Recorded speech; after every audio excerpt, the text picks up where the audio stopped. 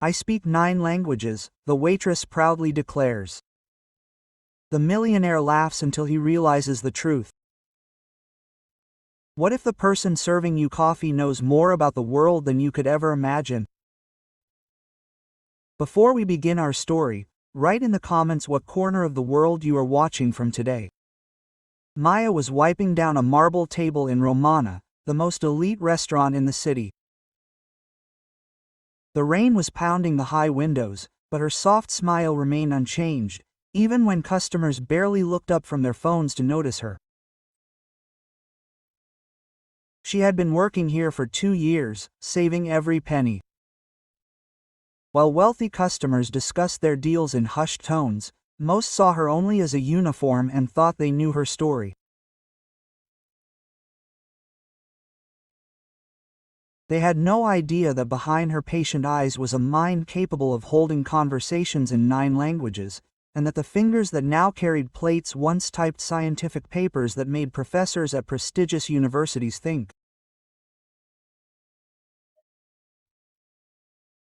Approaching table number 12, where a lonely man in an expensive suit was sitting, looking irritably at his fancy watch, Maya had no idea that this evening would change everything. Where are you watching this video tonight? Sitting at the table was Richard Blackwood, a real estate mogul whose face regularly appeared in business magazines. His silver hair was perfectly coiffed, and his suit probably cost more than Maya earned in 3 months. He had been waiting for his guest for over an hour, and with each passing minute his irritation grew. When Maya approached with the wine list, he barely glanced at her. Finally, he muttered, "I ordered the house red 20 minutes ago." Maya's heart sank. She had been put in this position only 5 minutes ago when another waiter called in sick, but she remained calm, a skill honed by years of dealing with far more difficult situations than capricious customers. "I apologize for the confusion, sir.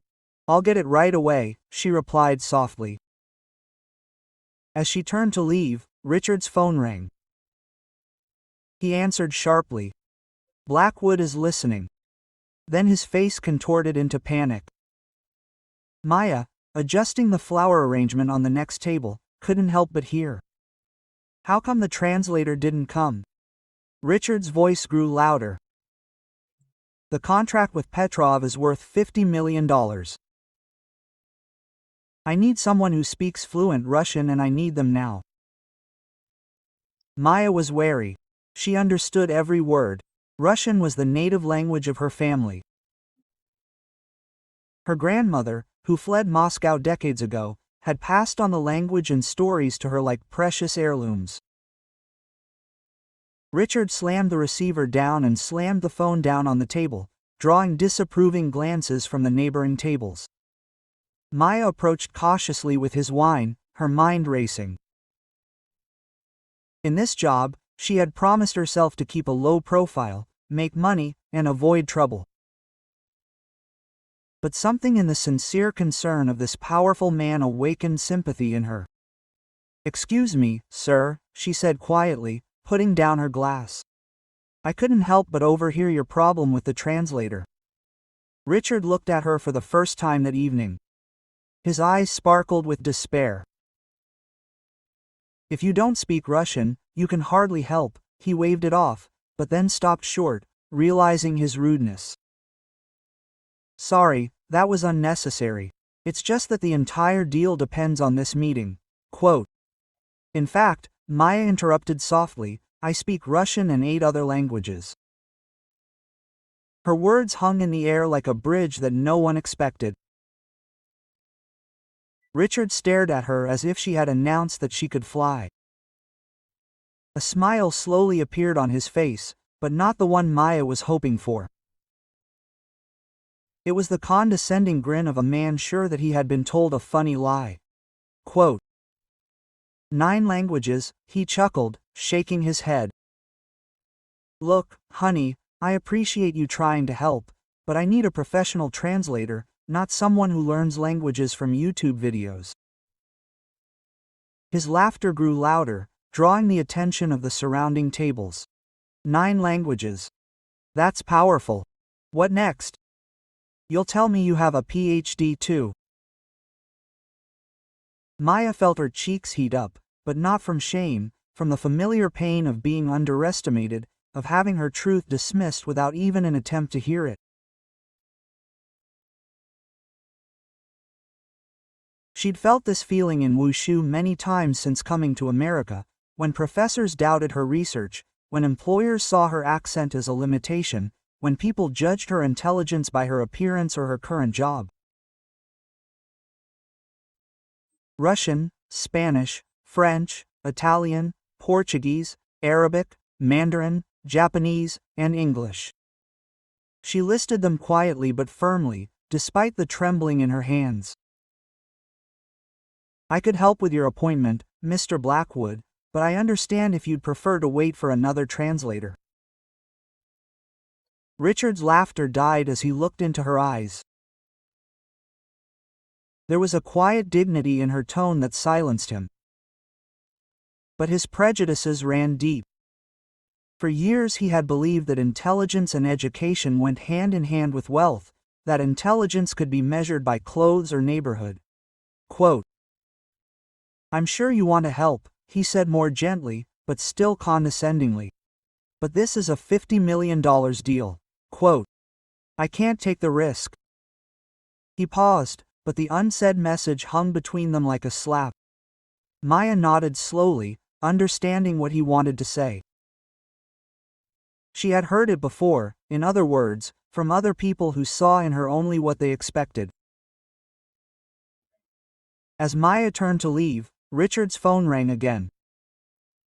The Russian investors had arrived early and were already waiting in the lobby.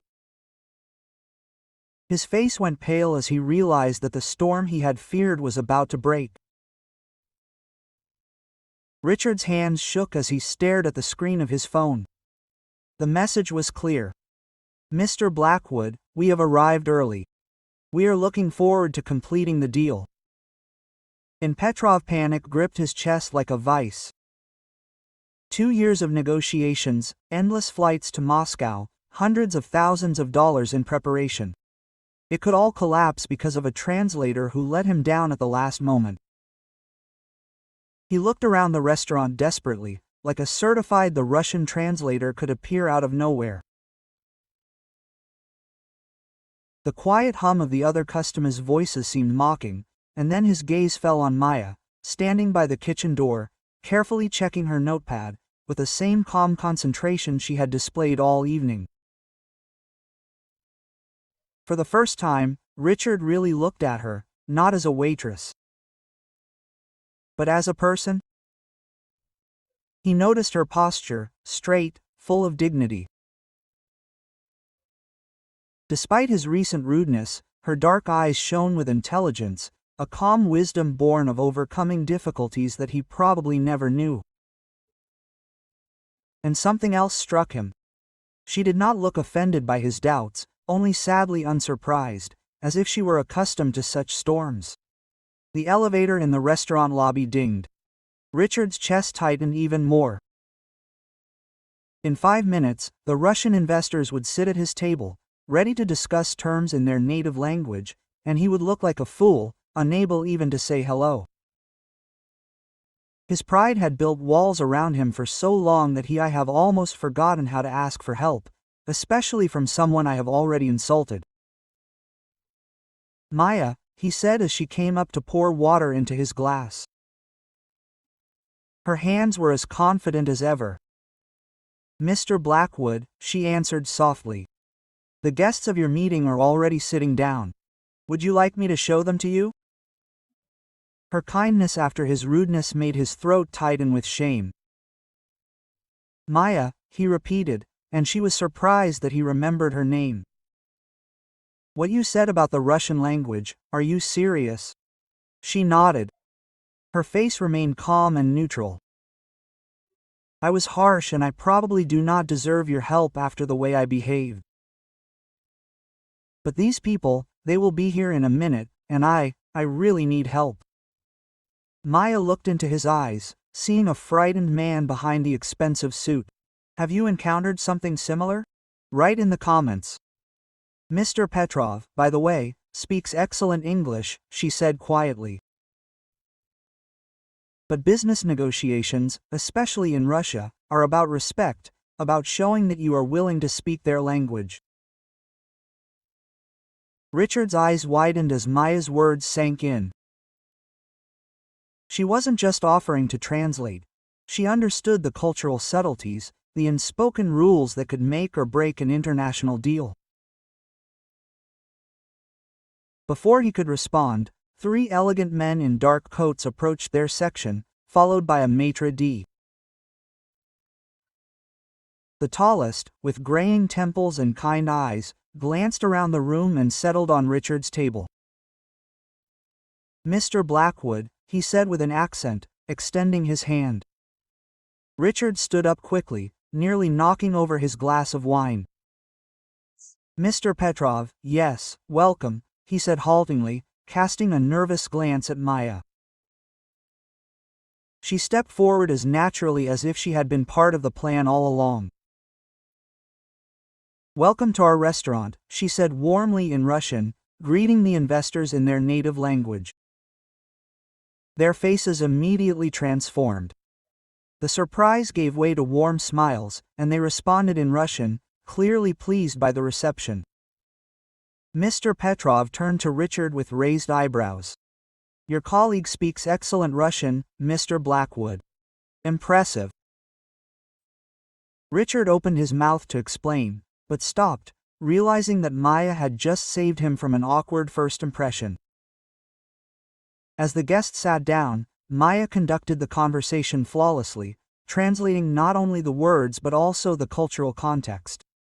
When Richard mentioned his admiration for Russian architecture, Maya conveyed his enthusiasm in a way that made Petrov beam with pride. When the investors expressed concerns about American business practices, Maya helped Richard respond with sensitivity and understanding. But the real magic moment came when Petrov made a joke in Russian that would have been meaningless if translated directly. Maya whispered to Richard, "He's testing your sense of humor. Laugh and ask about his grandchildren. He mentioned that he had a photo." Richard took her advice, and soon the room was filled with warm laughter as Petrov proudly showed off the photos on his phone. 2 hours later, as the Russian guests were leaving, Petrov shook Richard's hand firmly. "The deal is done, my friend. Your team understands respect. It's important in business." "Yes," said Petrov, shaking Richard's hand. As the investors left, chatting animatedly with Maya in Russian, Richard stood frozen, amazed at what had just happened. If you enjoyed this story, subscribe to our channel for more inspiring stories. Maya began clearing the dessert plates, moving with the same quiet grace she had worn all evening. But now Richard noticed something he had previously missed: the grace of someone who had endured countless trials with dignity and yet remained kind. He sat in the deserted room, watching Maya finish her work with the same care she had put into every detail of the evening. The other customers had long since left, and the restaurant staff was preparing to close. Richard's mind was racing with questions he was finally ready to ask, answers he was finally ready to hear.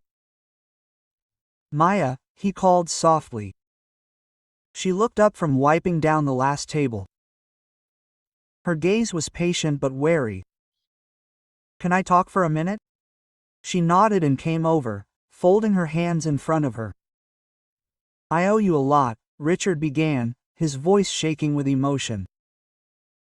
"Not just for this evening, although you saved my biggest deal. I must apologize for my assumptions, for my rudeness," for he paused, choosing words that seemed insufficient. "Who are you, really?" Maya sat down across from him, her guard finally softening. I was a professor of linguistics at Moscow University until my family moved to America 5 years ago. The political situation there made it unsafe. My degrees weren't recognized right away, and while I'm working on my recertification, I'm here.